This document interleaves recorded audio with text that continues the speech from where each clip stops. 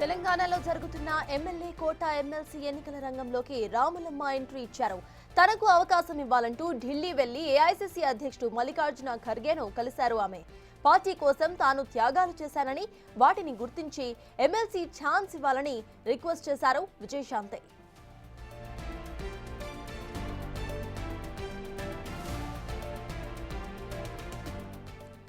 Right, ఇక తెలంగాణలో జరుగుతున్న ఎమ్మెల్యే కోట ఎమ్మెల్సీ ఎన్నికలకు సంబంధించి ప్రెజెంట్ సీన్ లోకి రాములమ్మ ఎంట్రీ ఇచ్చారు.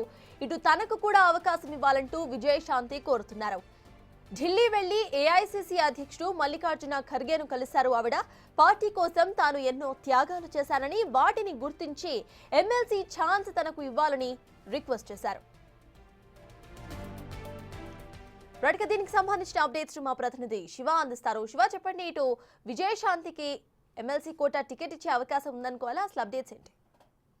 రైట్ సర్తాజ్, కాంగ్రెస్ సీనియర్ నేత విజయశాంతి ఢిల్లీలో మకామేశారు. ఏదైతే ఎమ్మెల్సీలకు సంబంధించి ఎమ్మెల్యే కోటాలో ఎమ్మెల్సీ స్థానాలు ఏవైతే ఉన్నాయో 4 స్థానాలు, మొత్తం 5 స్థానాలు, ఒకటి బీఆర్ఎస్ పోగా ఉన్న 4 స్థానాల్లో గట్టి పోటీ అయితే ఏర్పడింది. దానికి సంబంధించి ఇప్పటి వరకు ఎంతో స్తబ్దుగా ఉన్న విజయశాంతి ఒక్కసారిగా ఢిల్లీలో ప్రత్యక్ష మోదతో ఆసక్తికరంగా మారింది. తనకు ఎమ్మెల్యే కోటాలో ఎమ్మెల్సీ కేటాయించాలంటూ కూడా ఢిల్లీలో కాంగ్రెస్ పెద్దలను విజయశాంతి కలుస్తున్నారు. ఇప్పటికే కాంగ్రెస్ ప్రెసిడెంట్ మల్లికార్జున ఖర్గేని కూడా కలిసినట్లుగా తెలుస్తోంది. కాంగ్రెస్ ప్రభుత్వం ఏర్పడిన నాటి నుంచి చాలా సైలెంట్ గానే విజయశాంతి ఉన్నారు. కానీ సడన్ గా ఢిల్లీలో ప్రత్యక్షం కావడంతో చర్చ కొనసాగుతుంది.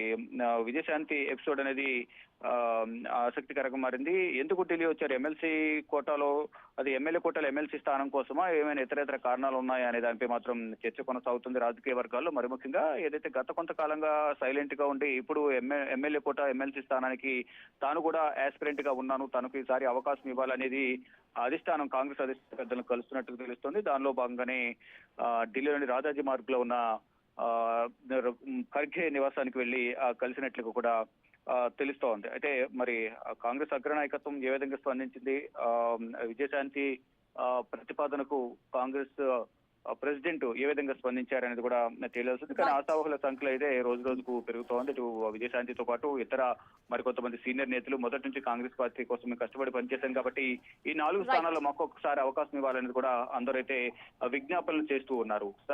Right, thank you Shiva.